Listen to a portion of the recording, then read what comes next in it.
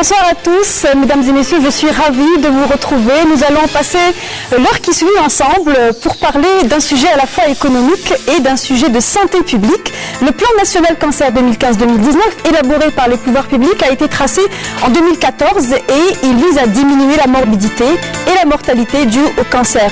Le plan a démarré avec 9 structures publiques de lutte contre le cancer et 2 privées. C'était en 2014. Aujourd'hui, il en existe 16 publiques et 5 privées pour prendre en charge partiellement ou totalement les patients atteints de cancer. Alors pour répondre aux 45 000 nouveaux cas de cancer par an, un effort d'investissement colossal a été consenti. On va tenter de savoir à quel point le poids de cet investissement est-il dans le domaine de la lutte contre le cancer et au vu des tensions financières dans lesquelles se trouve notre économie aujourd'hui, ces efforts peuvent-ils continuer à être autant soutenus, donc au même rythme, et être fournis de la même manière? Pour répondre à ces questions, nous avons invité des personnes justement responsables au niveau du ministère de la Santé, de la Sécurité sociale, ainsi que le directeur du Centre de lutte contre le cancer. Bonsoir messieurs, madame, merci d'être avec nous.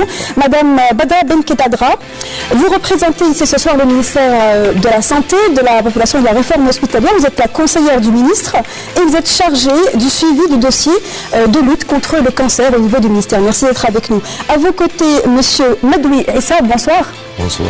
Vous êtes le directeur du Centre de lutte contre le cancer au niveau de la wilaya de Batna. Merci d'être avec nous et d'avoir fait le déplacement depuis la wilaya de Batna. Monsieur Toufik Hamadesh, bonsoir. Bonsoir. Vous êtes le directeur du Centre d'oncologie et de radiothérapie Fatima Al-Azhar, qui a ouvert ses portes il n'y a pas longtemps à Alger. Et à vos côtés, le représentant du ministère de l'Emploi et de la Sécurité sociale, mais la Sécurité sociale surtout, monsieur Mahiddine Wagnini, bonsoir. Bonsoir. Vous êtes le directeur du contrôle médical au niveau de la CNAS. Merci d'être avec nous. Merci. Je vous disais donc que ce plan national de cancer est d'abord un plan global. Il consent plusieurs investissements à différents niveaux, en amont comme en aval. Mais pour ce qui est des structures, beaucoup d'évolutions ont été consenties, notamment dans le secteur public, mais aussi dans le secteur privé. Je vous le disais, il existe actuellement, en tout cas fin 2016, 16 structures de lutte contre le cancer, un investissement de l'État, et 5 structures de lutte contre le cancer selon des capitaux privés. Nous sommes allés voir de plus près un centre d'oncologie et de radiothérapie, le dernier qui a ouvert ses portes et le premier à s'être installé au niveau de la wilaya d'Alger. Il couvre donc une région, la région centre, qui jusqu'au jour d'aujourd'hui souffre de délais d'attente marqués notamment pour la prise en charge de certains soins du cancer. Le reportage de la rédaction du journal télévisé, on le suit et on revient tout de suite après. À point des centres publics anti-cancer mis en place par l'État, plusieurs structures à capitaux privés voient le jour depuis 2010. La dernière en date est la clinique de radiothérapie et d'oncologie Fatima Al-Azhar. Elle ouvre ses portes depuis 3 mois et répond aux enjeux du plan national anti-cancer et à une demande en soins qui augmente de jour en jour. Ici, un maître mot, être au plus près du malade depuis sa réception à la clinique. Nous avons pensé à élaborer justement des guides thérapeutiques. Donc ces guides thérapeutiques, ils ont pour intérêt non seulement d'expliquer la pathologie, mais aussi d'expliquer le processus et surtout le parcours de soins. Et donc ça aide beaucoup. Et moi, je pense que c'est très important d'avoir un patient partenaire et non pas un patient à qui on dicte les choses. La structure qui traite toutes les sortes de tumeurs solides est transversale. Elle comprend plusieurs disciplines et met en application l'une des recommandations phares du plan national anti-cancer, à savoir les réunions de concertation pluridisciplinaire. L'étape qui suit la consultation d'accueil se trouve ici, à l'unité de scanner dédiée à la radiothérapie. Elle permet une simulation virtuelle pour déterminer les points à traiter, une unité qui comprend notamment un scanner de type 4D. Un scanner 4D qui nous permet, pour effectuer pour certains cancers qui est mobile, par exemple le cancer du poumon, les cancers du foie, on utilise cette technique du scanner 4D. On prend des coupes en 2 temps, au niveau en temps d'inspiration et en temps d'expiration, pour voir le mouvement de la tumeur. La structure comprend également une unité de curithérapie et notamment son noyau dur, 2 accélérateurs linéaires qui permettent entre autres de réaliser des traitements en technique VMAT, une technique innovante pratiquée par des médecins en physique nucléaire algériens et assistée par des compétences venues de l'étranger. 2 accélérateurs de particules. Il se situe dans le haut de gamme de ce qui peut être proposé. Ça ne tient pas tellement aux rayonnements qui sont les mêmes sur beaucoup de machines, mais ça tient à l'environnement. Donc il y a un environnement informatique qui est très développé, il y a une imagerie associée, on peut réaliser de véritables scanners pendant qu'on irradie le patient. Cette technique de modulation d'intensité, c'est une technique nouvelle en Algérie, puisqu'on est le 2e centre, je crois, centre privé à mettre en route cette technique innovante. L'intérêt de cette technique, c'est de pouvoir permettre aux patients de préserver les organes avoisinants, de moduler le rayonnement autour de la tumeur, c'est-à-dire, on fait l'analogie avec la thérapie ciblée, c'est-à-dire qu'on va détruire la tumeur tout en préservant au maximum les organes à risque. Complètement intégré dans la structure de prise en charge du malade cancéreux, le service de médecine nucléaire comprend de la scintigraphie osseuse, myocardique et notamment une exploration fonctionnelle unique. D'abord, vous avez vu des images de scintigraphie du squelette en corps entier. Ça, c'est une des spécificités de l'appareil que nous possédons déjà ici. Mais en termes de projection d'avenir, un avenir très très proche, c'est-à-dire d'ici la fin de l'année, c'est la mise en place d'un PET scan, donc c'est-à-dire d'un tomographe par émission de positrons, auquel est associée une imagerie scanographique qui permettra donc de faire des corps entiers en ayant sous la main d'abord les images de scan sur lesquelles se seront greffées les images de scintigraphie. Cette imagerie de médecine nucléaire, c'est une imagerie de médecine nucléaire, le PET scan, permet donc de mieux cerner la tumeur, ses métastases et sa position dans le corps humain. Et ça commence au-delà, ou voire en deçà des fois, de 3 mm de diamètre. Vous imaginez, lorsqu'on peut détecter une tumeur et son évolution, lorsqu'elle mesure aussi peu. Le centre de radiothérapie et d'oncologie Fatima Al-Azhar est également muni d'un service de chimiothérapie, de 2 blocs chirurgicaux et d'un bloc de réanimation. Totalement autonome, il se trouve être le 5e centre de lutte contre le cancer privé et le premier à ouvrir ses portes dans la ville d'Alger. La région centre qui, jusqu'au jour d'aujourd'hui, souffre toujours de délais d'attente importants pour la prise en charge de certains types de cancers. On vient donc de suivre un reportage qui fait un zoom sur la dernière structure de lutte contre le cancer privé, donc un capitaux privé à avoir ouvert ses portes. C'était donc à Alger, et puisque le thème vise à savoir quels sont les investissements consentis globalement dans le cadre de ce plan national cancer. Première question pour vous, Boudara Benkeladra. Aujourd'hui, où en sommes-nous pour ce qui est de la mise en place des structures de lutte contre le cancer, communément connues les CAC, donc investissement public? Merci. Alors, avant de répondre directement à la question, j'aimerais quand même faire une petit éclaircissement sur les chiffres que vous avez annoncés au départ. Le cancer, on le traite dans toutes les structures hospitalières, qu'elles soient spécialisées ou non. Donc, vous verrez des gens se faire soigner d'un cancer au niveau des CHU, au niveau des centres spécialisés, donc centres de lutte contre le cancer, et y compris dans des établissements hospitaliers, chefs-lieux de wilaya, ou lorsqu'il y a un spécialiste qui peut prendre en charge.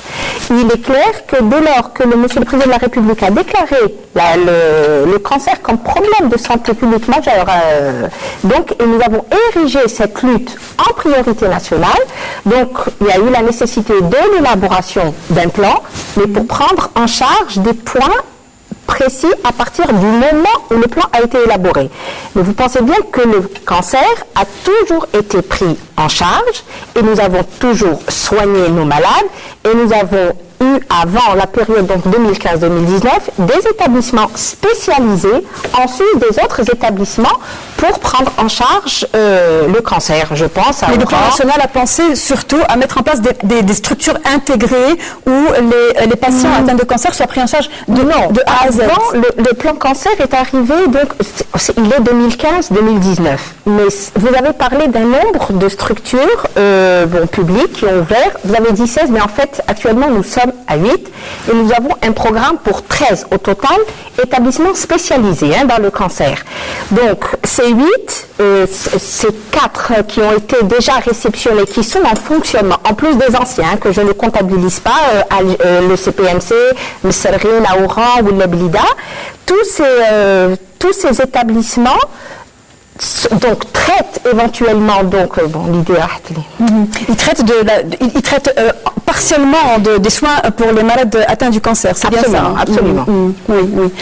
Mais pour ce qui est des CAC ou des centres anti-cancer qui sont en ce moment en projet ou qui récemment ont été livrés. Alors depuis 2013 en fait, où il y a eu la relance, parce que en fait la programmation des 13 CAC qu'il y a, enfin des centres de lutte contre le cancer qu'il y a actuellement, la programmation a été faite depuis 2005. Et bon, les travaux ont commencé pour certains, pour d'autres à des vitesses plus ou moins différentes. En 2013, et ensuite il y a eu une réduction dans la réalisation de ces dans le rythme de réalisation. Ça n'est qu'en 2013 où il y a eu une relance effective donc pour la réception de ces établissements. Et en 2014, donc nous avons réceptionné Stef, Betna et Annaba. Donc, ils sont venus s'ajouter à Alger, Blida, Mserrin et trois qui existaient. Voilà. 4 plutôt. Et donc, nous avons d'autres qui sont en cours et que nous réceptionnerons très prochainement courant cette année, Inch'Allah. C'est Tlemcen, Sidi Ben Abbas, probablement Adrar, El-Oued, Béchar. Donc d'autres sont en cours. Je ne vais pas les citer tous, on peut y aller. Le roi, on a un total de 13 CAC en plus. Donc ce sera des centres où on ne traitera que du cancer. Mais il est bien entendu que le cancer continuera à se faire traiter dans les autres établissements où vous allez dans un CHU, dans un service de pneumo, de gynéco, mais très certainement on continuera à traiter des gens qui sont atteints du cancer. Voilà, c'est un apport additif et c'est un total de 13 auquel doit s'arrêter, ou en tout cas se doit atteindre le plan national cancer. Donc rectification par rapport au chiffre qui a été donné tout à l'heure. Alors pour savoir un petit peu quels sont les services qui se trouvent au niveau de ces centres, vous êtes le directeur d'un centre de lutte contre le cancer de Betna. Oui. Quelles sont les prestations que l'on peut trouver dans ce centre-là?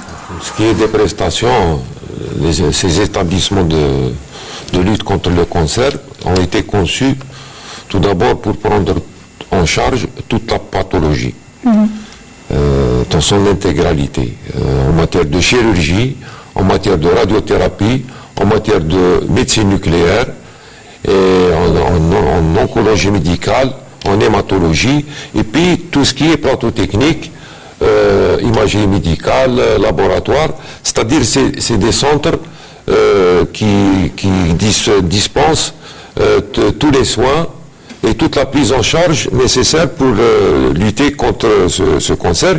Et puis, ces centres ont été projetés dans des régions pour prendre en charge d'autres entités géosanitaires administratives dans des spécialités du cancer, c'est-à-dire en oncologie médicale. À titre d'exemple, il y a des unités de chimiothérapie, ce qu'on appelle la chimiothérapie, et peut-être prochainement il y aura même des unités d'hématologie. D'hématologie, c'est-à-dire ces établissements par rapport au potentiel humain dont ils disposent, peuvent rayonner sur ces entités géosanitaires au niveau wilaya ou régional, parce que le centre anti-cancer de Batna, c'est un centre régional. Donc il rayonne sur toute une région. Oui, il donne un bassin de population de pratiquement 5 millions d'habitants. 5 millions d'habitants, et comme on a été peut-être les premiers à ouvrir, c'est-à-dire à démarrer la prise en charge, actuellement, on est en train de prendre en charge plus de 22 wilayas en matière uniquement d'oncologie médicale. Pour ce qui est de la radiothérapie, c'est pratiquement toutes les wilayas d'Algérie. Et la chirurgie, là aussi, comme on s'est organisé en un pôle un peu spécialisé dans la chirurgie du cancer. Bien sûr, on s'est doté, l'État a mis des moyens colossaux. Donc, si l'on comprend bien, Monsieur Madoui, vous avez beaucoup de patients à traiter, c'est-à-dire que vous avez une capacité qui peut-être dépasse un nombre plutôt de patients potentiels qui dépasse vos moyens. Est-ce que vous arrivez déjà à subvenir aux besoins des patients dans des délais de temps respectables? Les patients sont pris en charge d'une manière plus que correcte. Les délais, on les a surtout pour la radiothérapie qui faisait des fois à un certain moment. Il n'y a plus de délai d'attente. Il n'y a plus de délai d'attente et les citoyens le savent. Ils viennent à Batna, c'est dans la semaine. Dans la semaine. Pour le sein, par exemple, c'était vraiment l'atteinte la plus chargée. Voilà, on a carrément mis une machine dédiée au traitement du sein et on fait en radiothérapie à peu près 150 à 156 à 160 malades jour. Voilà, ils sont pris en charge, même du point de vue social. Les patients qui viennent à la wilaya de Batna, d'ailleurs, c'est ça qui manque un peu, c'est le travail en réseau. À Alger, on aurait pu un peu désengorger dans l'attente qu'il y ait un centre privé. C'est toujours un complément pour les services de santé. Et puis pour désengorger un peu le CPMC. Justement, pour parler de désengorger, il y a plusieurs centres qui ont ouvert dans différentes régions. Aujourd'hui, pour planter déjà le décor du thème, puisqu'on parle du plan national cancer, mais on parle aussi d'investissement et de moyens financiers. Aujourd'hui, combien coûte à l'État un centre de lutte contre le cancer? Alors j'imagine qu'ils ne sont pas tous lotis à la même enseigne, comme celui de Batna, par exemple, qui répond à toutes les investissements consentis par l'État pour l'ensemble des centres de lutte contre le cancer ont coûté à l'État 81 milliards de dinars. Construction et équipement tout compris. Donc c'est vous dire... Ressources humaines aussi? Non, sans ressources humaines. C'est en matière d'investissement, c'est-à-dire construction d'établissement et équipement de cet établissement, ça nous a coûté 81 milliards de dinars. Et ça représente 15% du total des investissements pour le secteur de la santé. Vous parlez des projets qui ont déjà été livrés. On parle bien des centres qui sont opérationnels. Ceux qui sont livrés et ceux qui sont en cours.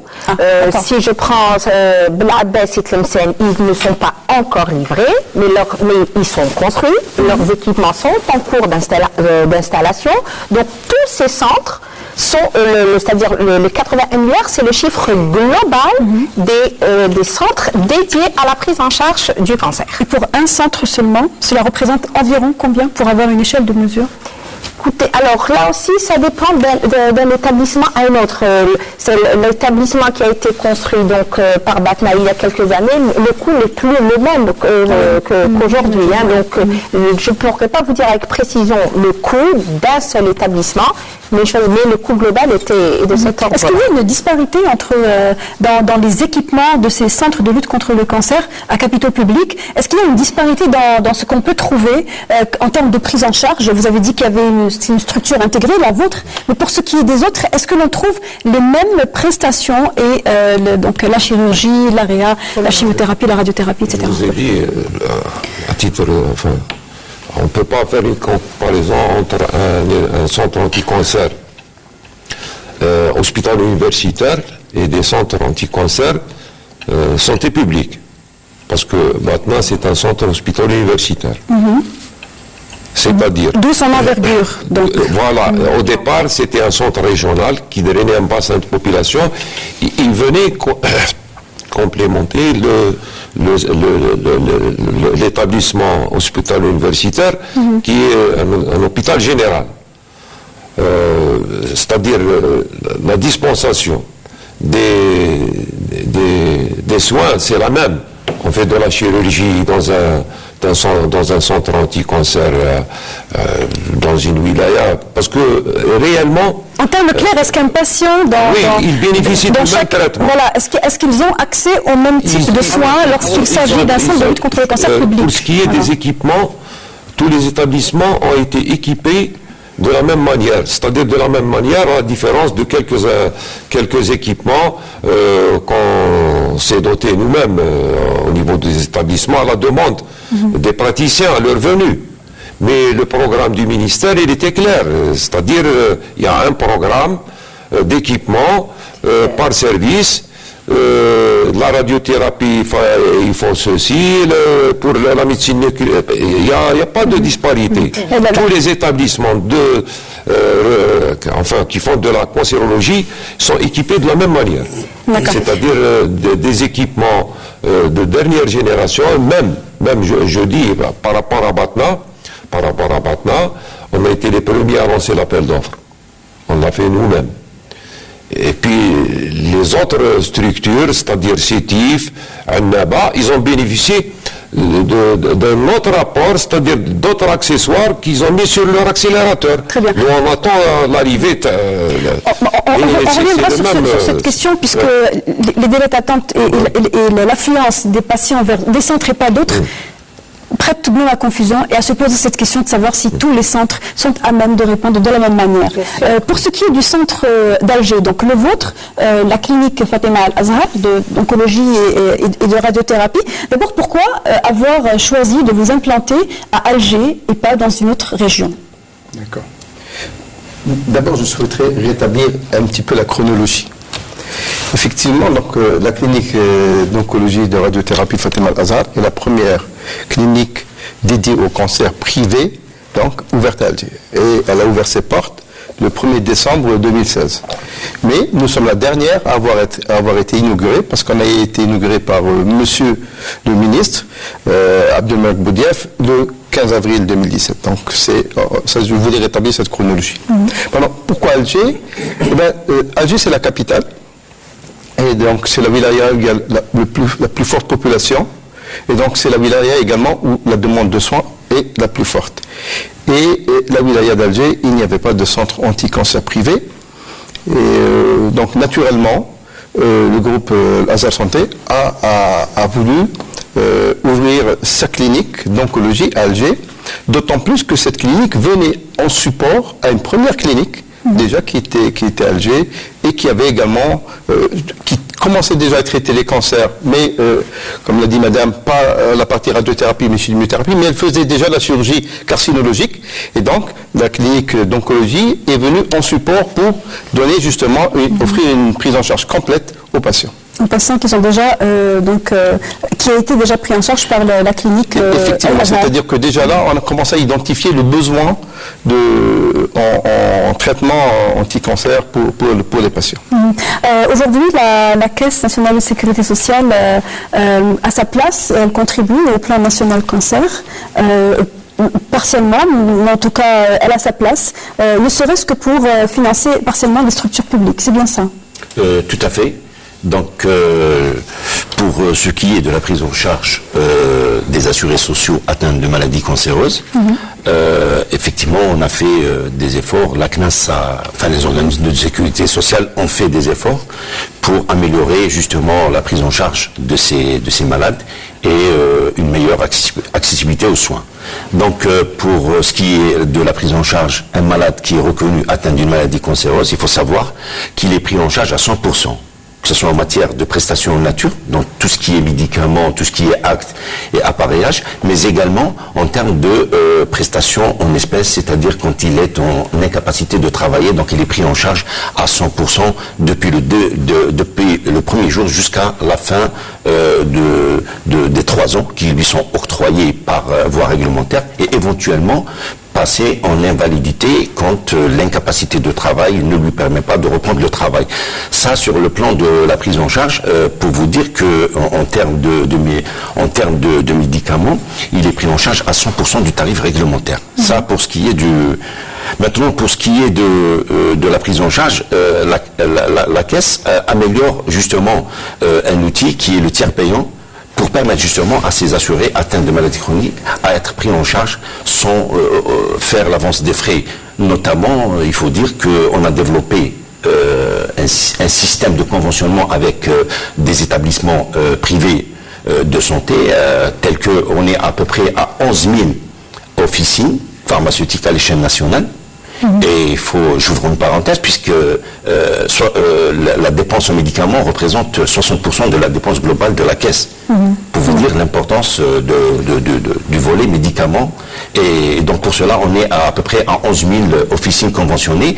Et aussi, il y a des conventions avec telles que, par exemple, les cliniques d'hémodialyse, les transporteurs sanitaires et les médecins traitants. Les médecins traitants privés et aussi les transporteurs sanitaires donc je vais donner les chiffres si vous voulez. On est à peu près aux environs de 290 transporteurs sanitaires et à peu près à environ 150 cliniques d'hémodialyse et 19 cliniques de chirurgie cardiaque. Nous continuons à développer cet aspect du tiers payant. C'est vrai qu'il reste. Ce que vous voulez énumérer par rapport à l'hémodialyse, par rapport aux cliniques privées de chirurgie cardiaque, ça ne rentre pas dans le plan national cancer. Absolument. Je vais revenir au plan national cancer 2015-2019, auquel nous nous inscrivons pleinement, puisque à travers les missions qui nous sont dévolues dans ce cadre-là. Nous avons 3 missions essentielles, si vous voulez que... donc la première mission, c'est à travers justement le développement du médecin traitant, où il y a un certain nombre d'actes effectués par ce médecin, il est rémunéré pour cela, notamment en termes d'actes de d'échographie, de scanner, de radiologie, tout ce qui s'ensuit. Ils sont combien aujourd'hui les médecins qui sont conventionnés dans les gestes? On est aux environs de 3000 médecins traitants conventionnés, et ils ont aussi un aspect très important dans le cas de la prévention, puisqu'ils orientent les malades quand il s'agit d'un problème, par exemple, de cancer du sein, le cancer du col utérin, le cancer... D'ailleurs, l'aspect orientation dans le plan national cancer a beaucoup évolué. Ces actes, ils sont rémunérés, justement. Mais où est-ce qu'on peut les trouver? Est-ce qu'ils sont dans des structures? Est-ce qu'ils travaillent à leur propre compte? Est-ce qu'ils sont des cabinets? Ils travaillent à leur propre compte. Ils ont des missions très précises dans la prise en charge de nos assurés sociaux. Ce sont des médecins généralistes? Ce sont des médecins généralistes ou des médecins spécialistes qui dispensent un certain nombre d'actes et le suivi de certains. Ils vont être développés à travers un système d'information et ils s'inscrivent aussi, nous nous inscrivons dans le cadre justement de ce plan cancer. Donc on est dans l'orientation, on est dans l'amont un petit peu. Le deuxième outil, c'est aussi à travers nos centres d'imagerie régionaux, qui sont au nombre de 4, à travers le territoire national, et nous effectuons des actes de radiologie, et puis nous menons aussi des opérations de dépistage du cancer de sein. Alors, la CNES a mis en place 5 centres de dépistage. Il y a 4 à l'est, à l'ouest et au centre éventuellement. Opérationnels. Ils sont opérationnels. 4 centres de dépistage. 4 centres d'imagerie médicale qui sont à travers le territoire national, qui prennent en charge les assurés sociaux, notamment les malades. Et puis, dans le cadre des actes qui sont pour le suivi des malades, notamment les actes de scanner, d'IRM, de mammographie, et ainsi de suite, notamment dans le cadre du dépistage du cancer du sein. C'est une opération qui a commencé, ça fait quelques années, et qui continue justement à être prise en charge. Rapidement, la 3e mission de la CNES? Et la 3e mission, c'est à travers justement la prévention, qui est très importante, du cancer professionnel. Et la CNAS reconnaît quand éventuellement le cancer est étiqueté comme cancer professionnel, il est pris en charge à 100% avec une indemnisation en cas d'incapacité de travail et une rente qui est mensuelle à l'assuré social. Aujourd'hui, même question qu'on a posée pour nos autres invités. Aujourd'hui, la CNES a consenti combien, l'enveloppe est de combien depuis le début du plan national cancer en termes d'investissement et de prise? Je ne saurais vous dire, mais nous nous inscrivons dans le plan cancer à travers une stratégie globale. Vous savez combien ça vous a coûté quand même? Non, sincèrement, je n'ai pas le chiffre ou le coût de cette participation. Pour le moment, ça relève des prérogatives de notre tutelle. Mais ce que je peux dire, que nous avons mis en place ces outils qui permettent de s'inscrire justement dans ce plan cancer. Dans ces 3 missions. Et il ne faut pas oublier que dans le cadre du cancer professionnel, on fait des actions de prévention à travers une direction centrale au niveau de la CNAS, qui est la direction de la prévention. Donc nous sortons sur terrain avec nos contrôleurs pour justement sensibiliser, informer. Voilà dans la globalité. Petit détail. Alors, je viens de me rappeler que vous n'avez pas posé la question à vous, pour ce qui est du poids de l'investissement. On a parlé d'un centre de lutte contre le cancer public. Pour un centre privé, c'est un investissement de combien? Alors, au jour d'aujourd'hui, donc nous avons évalué le montant de l'investissement pour réaliser le centre anti-cancer Fatima Al-Azhar et ça nous a coûté 20 millions d'euros. Voilà. 20 millions d'euros. 20 millions d'euros. Pour l'équipement et la structure. Que ce soit pour l'infrastructure et les équipements. Je rappelle que c'est un centre qui regroupe quand même 42 lits, que nous avons un service de radiothérapie avec 2 accélérateurs linéaires de dernière génération. On a eu l'occasion de le voir dans le reportage. Voilà, que nous avons également de la curithérapie, que nous avons de la réanimation, que nous faisons de la chirurgie, que nous faisons de la chimiothérapie.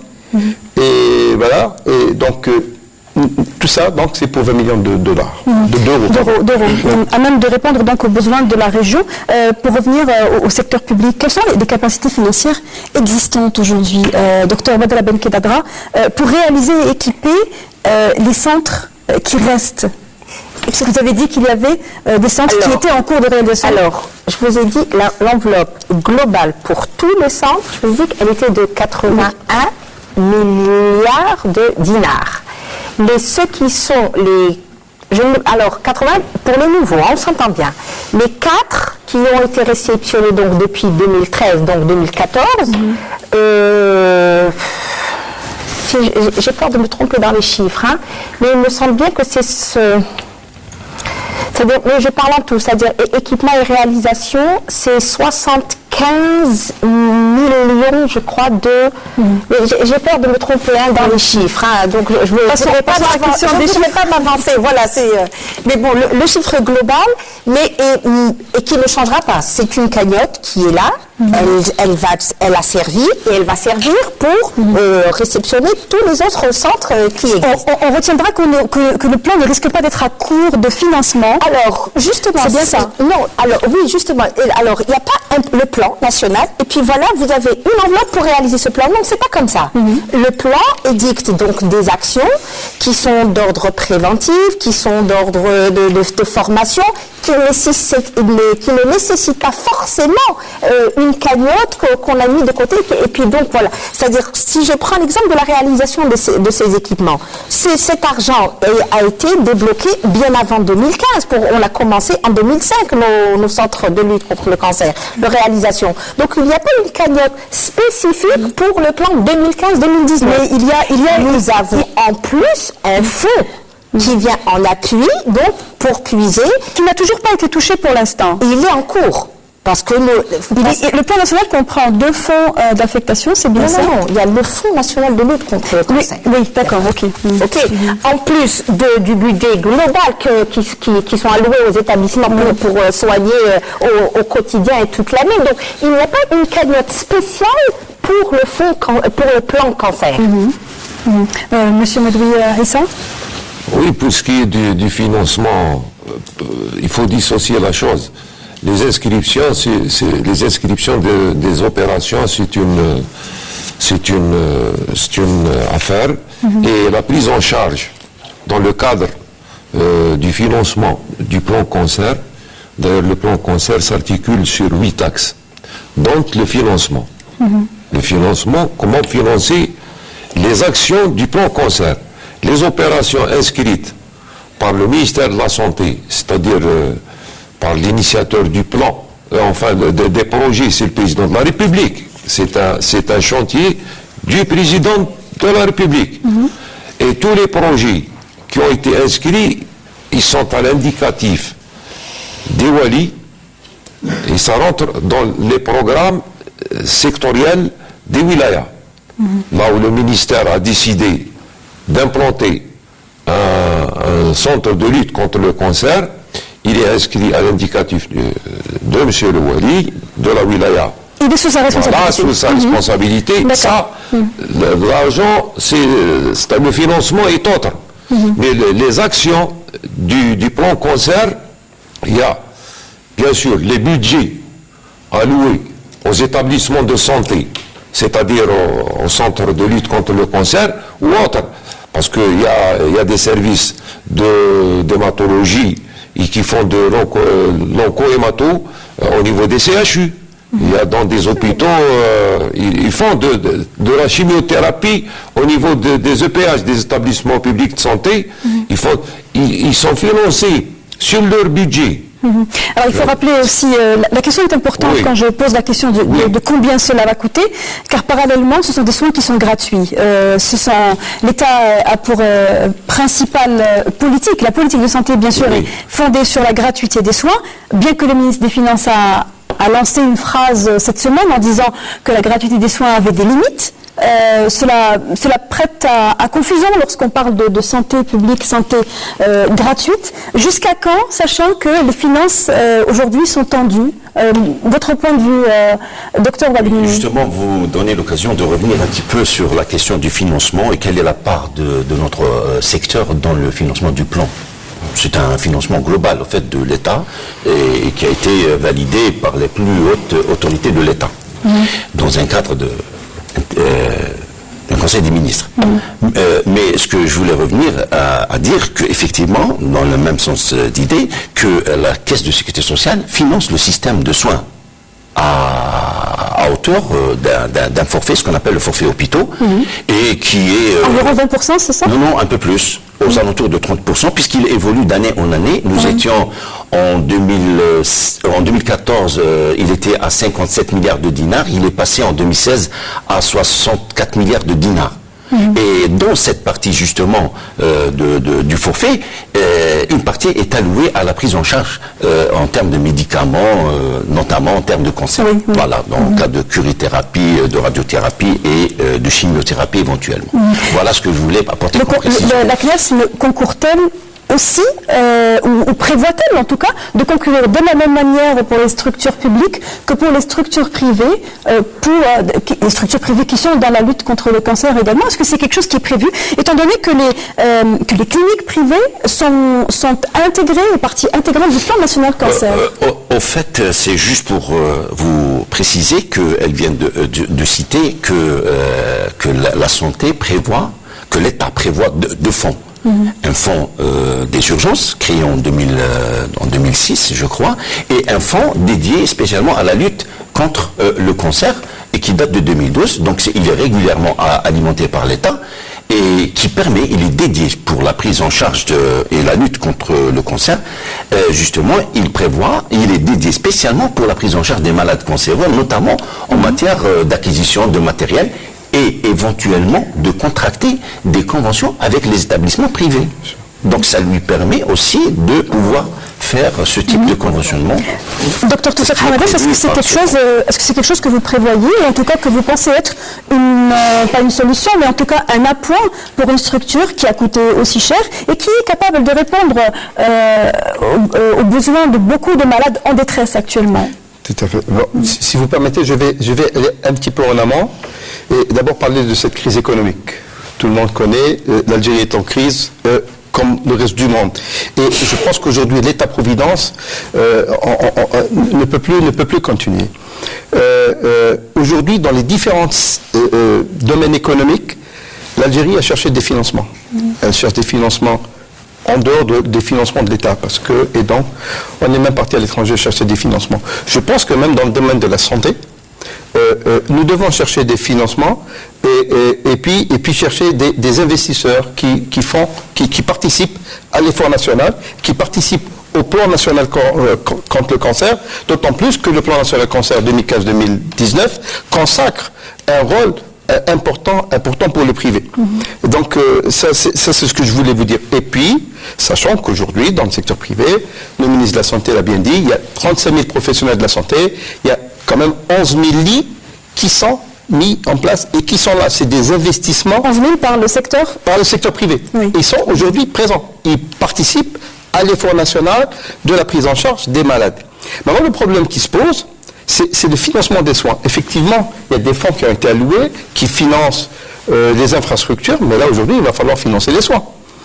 Effectivement, comme le collègue l'a dit, il y a un fonds national cancer, et sur ce fonds national cancer, il y a également la possibilité de financer les soins. Il est clairement dit qu'une partie de ce fonds peut être consacré à ce fonds. Et je voudrais reprendre quand même quelques chiffres du plan national cancer, parce que je pense que les chiffres sont importants. Ce sont des chiffres extraits du plan national cancer. L'Algérie prévoit 45 000 nouveaux cas de cancéreux. Chaque année. Chaque année. Le plan national cancer, C'est une estimation, hein. c'est toujours des estimations, tout à fait, mais je pense qu'elles ne sont pas loin de la réalité. La LAD donne 50 000 nouveaux cas de cancer. La LAD, la Ligue algérienne des droits de l'homme, elle donne un chiffre encore plus important. D'accord.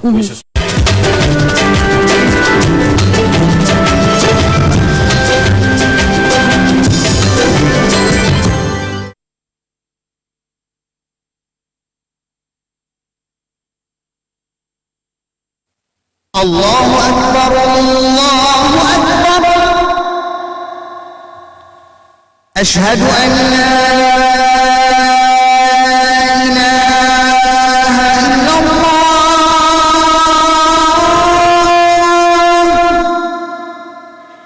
أشهد أن لا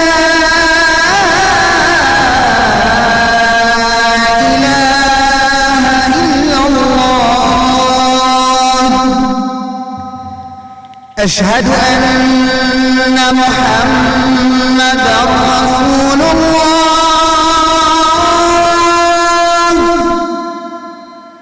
أشهد أن محمدًا رسول الله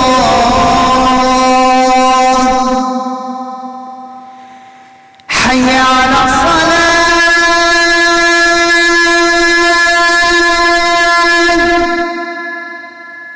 حي على الصلاة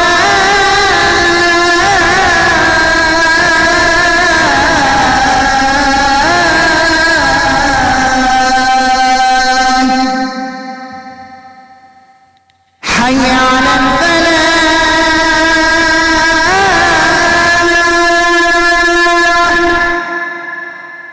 حي على الفلاح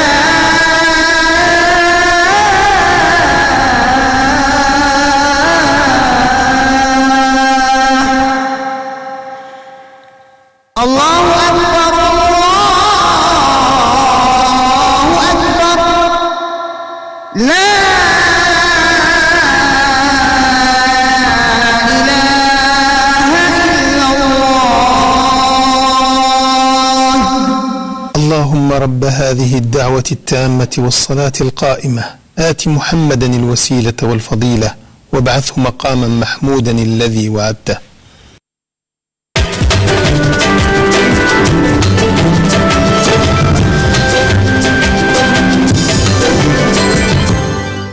Des études épidémiologiques qui prévoient. Voilà, donc, oui.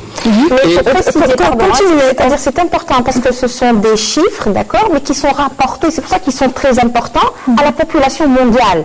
Mais quand on revoit les chiffres par rapport à notre population, on n'est pas dans ces 45 000 ou 50 000 ou même 65 000. Hein, alors, On va dire une estimation, environ 45 000 nouveaux cas par an. Moi, je dis que le plan national cancer, c'est un effort qui a été fait par des experts nationaux que je salue et je salue la qualité de leur travail. Et donc, je considère que le plan, pour notre part, hein, c'est une feuille de route et nous nous inspirons beaucoup et nous nous inscrivons dans sa démarche. C'est pour ça que je reprends certains des chiffres qui sont sur le plan national cancer. Donc, on parle de 45 000. Le plan national cancer parle de au moins 60% des patients qui auront besoin d'une radiothérapie. Certaines études parlent de 70%. On va rester sur 60%. Ça nous fait quand même chaque année 30 000 patients qui auront besoin de radiothérapie. Je reprends également des chiffres du plan national cancer qui dit que chaque centre de radiothérapie peut prendre entre 600 et 1000 patients. Par an, hein, docteur Hamad. Par an. Quand un service, vous confirmez, chers collègues, que on ne peut pas aller à plus de 1000 patients par an et quand tout se passe bien, quand il n'y a pas de panne, quand on a une maintenance parfaite.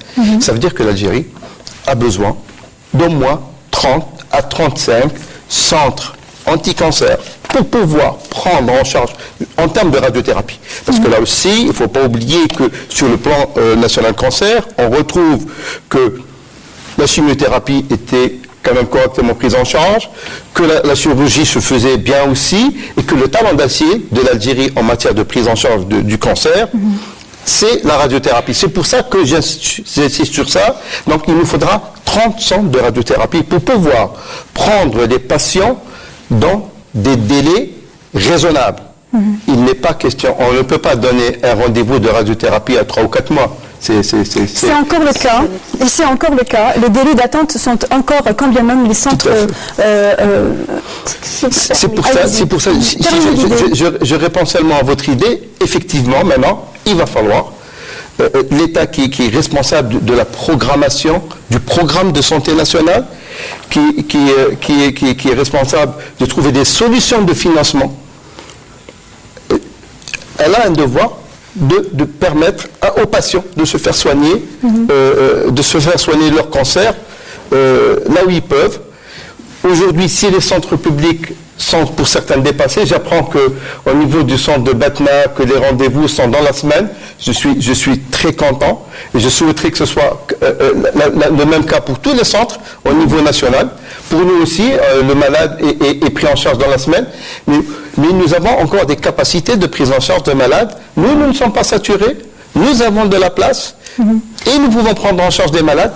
Sauf qu'il faut trouver des financements pour ces malades. Et rappelons qu'à Alger, le CPMC a fait couler beaucoup d'encre. Il est vrai, pour plusieurs raisons. Et aujourd'hui encore, en tout cas pour 2 pathologies principales qui ont connu quand même une transition épidémiologique très importante, à savoir le cancer du sein, le cancer de la prostate chez l'homme, connaissent encore des délais d'attente très longs. Alors, il faut relativiser. C'est vrai qu'il y a quelque temps, ils étaient encore relativement longs. Et encore, ils se sont beaucoup réduits avec l'ouverture de Steph et de Batna et Annaba. D'accord ? On était dans l'ordre de plus que l'année et on est descendu à 5-6 mois, même moins de 6 mois pour le cancer du sein. J'y arrive. Actuellement, dans le cadre de la réhabilitation du CPMC, nous avons acquis une nouvelle machine, un nouvel accélérateur. Donc pour le seul centre du CPMC, nous sommes à 3 accélérateurs et une cobaltothérapie. Nous sommes à 4 appareils pour la prise en charge de la radiothérapie. Et ce qui fait que ça a encore amélioré, en plus de l'apport du privé, 3 centres pour la région centre, 2 sur Alger, 1 sur Blida, et tous les autres centres à Tizi Ouzou également. Et en plus, j'oubliais Tizi Ouzou, donc tout ça a fait que ça a réduit de manière drastique les délais d'attente. Donc en dehors du sein, où il reste un peu de tension, je dis bien un peu de tension, les autres cancers, vous avez le rendez-vous dans la semaine. Et c'est pas propre à Batna. Que ce soit Sétif, que ce soit Oran, que ce soit Annaba, Constantine, Wurgla, tous ces centres, nous avons réduit de manière importante, très importante, les délais de rendez-vous pour la radiothérapie, sachant que pour tout le reste, il n'y a pas d'attente particulière. Tout à l'heure, vous avez parlé du problème, est-ce qu'il est pris en charge de la même manière partout le cancer? Alors là, je vous rassure, oui. Et une des actions... Est-ce qu'il y a le même plateau technique, c'est-à-dire, puisqu'on parlait de la radiothérapie, le Dr Hamadaj disait que la radiothérapie était le talon d'Achille en termes de prise en charge du cancer. Est-ce qu'il en existe dans tous les centres publics? Alors, tous les centres spécialisés, les centres de lutte dans les cancers, tous ont 3 accélérateurs obligatoirement.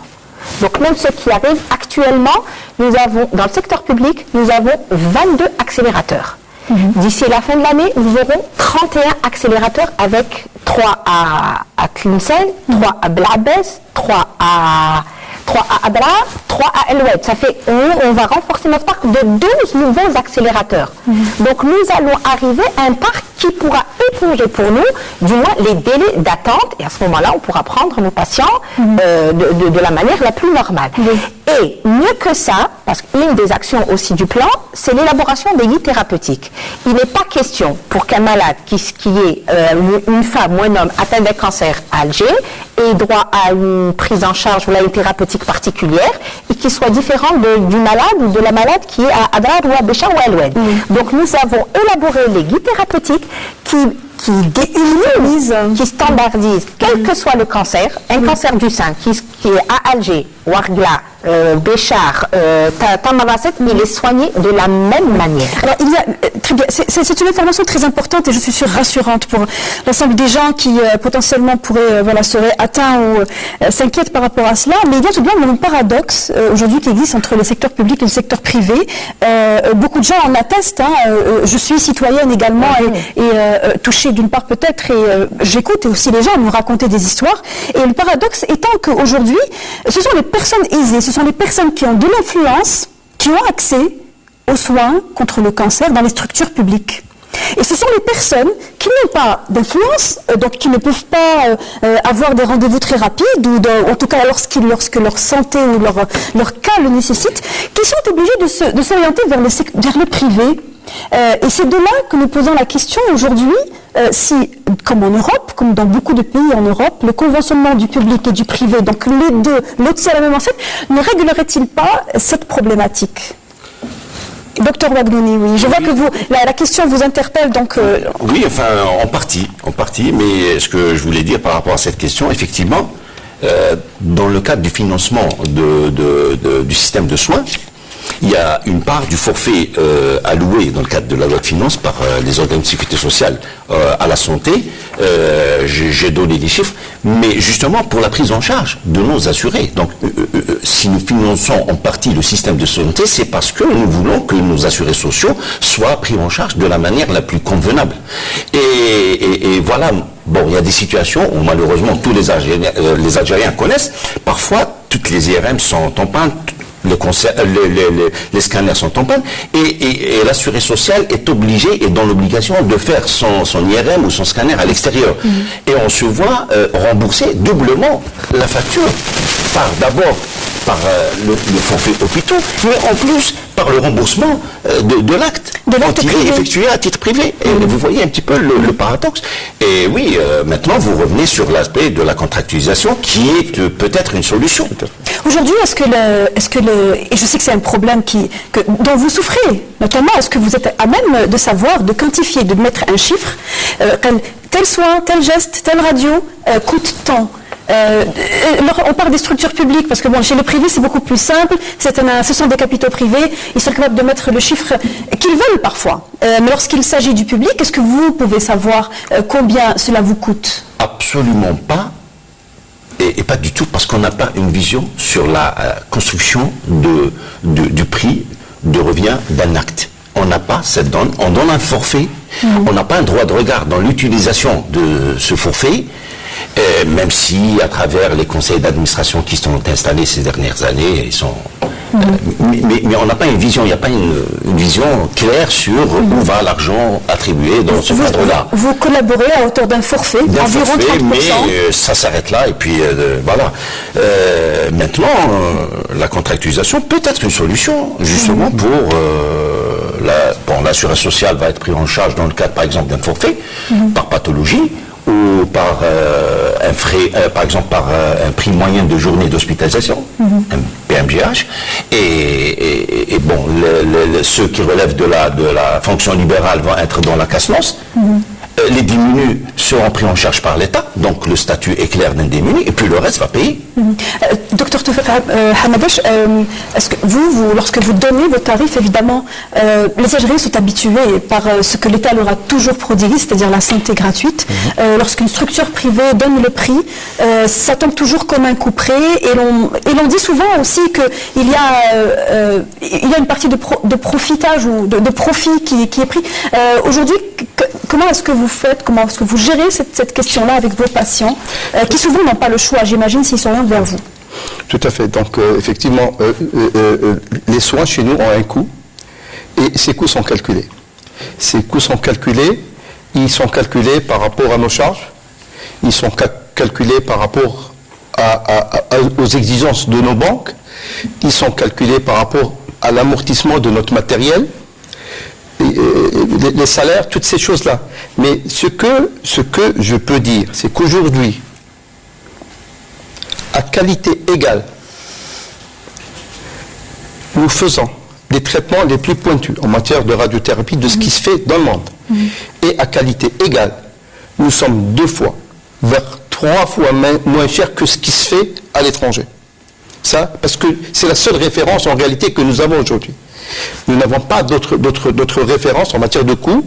Nous avons fait, nous, vous parlez de vous, mais évidemment, une moyenne entre les 5 structures bien privées. Sûr, vous allez voir, on est arrivé aux mêmes conclusions et aux mêmes calculs, et on est arrivé aux mêmes coûts qui sont dus aux différentes charges. Mais ce qu'on sait, c'est qu'on est quand même moins cher que ce qui se fait ailleurs, qui est notre référence. Maintenant, je donne raison à M. Ouaidouni pour dire, effectivement, quelle serait la solution? La contractualisation. Nous avons un coût et nous le répercutons sur des tarifs. Mais moi, je me demande aujourd'hui, est-ce que réellement prendre en charge des patients dans une structure privée coûte à l'État ou coûtera à l'État moins cher que de le prendre au niveau d'une structure publique? Aujourd'hui, est-ce que nous avons fait un calcul des coûts? Est-ce que nous savons la prise en charge d'une patiente pour un cancer du sein, pour ses 25 ou 30 séances de radiothérapie, est-ce que chez le public, c'est moins cher que chez le privé, même pour l'État? C'est pour ça que je pense qu'il va falloir revoir une refonte totale de ce système de financement. La contractualisation, oui, pourquoi pas? Et je pense qu'on n'a pas le choix, parce qu'aujourd'hui, à travers le monde, c'est le système qui a donné des résultats. C'est ce système qui permet d'améliorer la performance, parce qu'il y a un contrat entre le payeur et le prestataire, et ce contrat exige une qualité de service en retour. Aujourd'hui, le ministère de la Santé, celui qui est en charge de la prestation des soins et de l'emploi aussi des équipements du public, est-ce qu'il est en train de travailler sur justement une quantification, une nomenclature des gestes? Le dossier contractualisation est d'actualité. Il est ouvert donc depuis pratiquement une année où il y a eu une relance parce qu'il a été question pendant longtemps de la contractualisation. On l'a mis en place, on l'a commencé, on l'a fermé, et là donc les orientations donc, de M. le ministre courant 2017, c'est le dossier de l'année pour tout ce qui est, pas seulement pour le cancer, la contractualisation qui va concerner toutes les pathologies. C'est d'ailleurs, Dr Benkhedadra, un sujet qui revient dès lors qu'il y a tension sur les ressources financières. On est d'accord que le management des hôpitaux a été pointé du doigt et ciblé notamment dans les 2 dernières lois de finances où il est question de mieux gérer, mais c'est pas parce qu'il y a nécessité de mieux gérer qu'on n'a pas accès au traitement là. C'est-à-dire actuellement, si je prends la facture des médicaments, médicaments cancer, on s'entend bien. C'est vrai qu'il y a eu une limite qui a été émise là par le ministère des Finances pour ne pas dépasser. Mais ça n'a pas perturbé le fonctionnement des établissements et ça n'a pas dérangé les malades qui ont une nécessité de chimiothérapie. Je n'ai pas mon médicament là, non. Malgré ça, ils ont eu accès. Donc c'était, oui, mettre un holà à cette dépense excessive et puis peut-être une déperdition plutôt, mais ça peut mener à une meilleure gestion de la ressource dont nous disposons, sans plus. Mais ça ne met en aucun cas, ça met en péril la prise en charge globale du patient. Et la dernière question, puisque nous sommes arrivés au terme du temps de cette émission, et pour vous, Monsieur Medoui Issa, en termes de gestion, en tant que gestionnaire plutôt, est-ce que vous prenez en considération cet aspect lié à la dépense et à la nomenclature et à la quantification des actes? Cet aspect, il a été tout le temps au prix. Même si c'est un financement global pour les établissements de santé, un calcul du coût, il a été tout le temps mis en place dans les établissements de santé. Et pour ce qui est du financement, les établissements qui font de la cancérologie ne souffrent pas d'un sous-financement. Les budgets qu'on a sollicités pour la prise en charge, on les a mis en place. Et puis, on compte nos sous, nous aussi. On ne dépense pas comme ça. Si vous croyez que les établissements publics, on leur donne de l'argent et ils commencent à gaspiller, non, ça ne se passe pas comme ça, madame. Les établissements de santé, vous n'avez qu'à venir voir comment ça Je fonctionne. risque pas de vous auditer. Voilà. Je ne risque pas de venir vous auditer. Vous inquiétez pas. Comment faire Non, c'est vraiment, on compte nos sous. On compte vraiment nos sous. Mais votre budget est alloué. Il est alloué, il est réparti selon le besoin, c'est ça. C'est ça, c'est pas autrement. Merci, monsieur. Et puis, pour revenir au passe-droit. Le passe-droit, ça se passe dans la tête de certains. Certains, c'est-à-dire? Oui, les gens, quand ils vont dans les hôpitaux, est-ce qu'ils ne sont pas pris en charge? Il y a uniquement la critique gratuite qui est dans... Oui, mais la critique, elle est nationale. Tout le monde critique. Même moi qui présente une émission dans une chaîne publique, je vous le dis, on n'est pas... Je reçois des coups de fil les délais pour d'attente. des rendez-vous, alors que j'aime pas intervenir pour ça. Mais voilà, nous allons intervenir, vous l'avez en bouche. Donc ça existe, ce n'est pas un fantasme. C'est dans la tête de nos concitoyens, tout simplement. Donc il n'y a pas d'intervention selon vous. Il n'y a pas d'intervention. Il n'y a pas de passe-droit. Il n'y a pas nécessité d'intervenir. On s'est fait ça. Peut-être que ça a duré longtemps au moment où il y avait une tension. C'est devenu un geste obligatoire. Il prend le téléphone ou bien il vient taper à la porte pour se faire soigner. C'est pas normal. Les hôpitaux, leur essence même d'être là, c'est pour prendre ces gens en charge. Que ce soit lésé ou le moins aisé. Une toute dernière question, on ne finira pas de parler du plan national cancer avant d'évoquer l'aspect de la ressource humaine. Juste en quelques mots et en quelques secondes, si c'est possible, aujourd'hui la ressource humaine est importante, c'est un maillon important dans la prise en charge des malades cancéreux et notamment dans l'utilisation de matériel pointu. On l'a vu notamment dans le reportage. Est-ce que vous trouvez facilement des médecins spécialistes et capables de répondre aux besoins? D'accord. Donc, effectivement, comme tous les collègues ici le savent, le problème des ressources humaines est un point crucial dans la prise en charge du cancer en Algérie, que ce soit pour les médecins ou pour les physiciens. Il est très difficile de trouver du personnel médical. Est très difficile de trouver du personnel, des physiciens qualifiés. D'ailleurs, vous avez vu dans le reportage, nous avons été obligés d'aller faire appel, alors effectivement, à faire appel à une expertise étrangère. Cette expertise ramène un savoir-faire, mais elle ramène également un effort.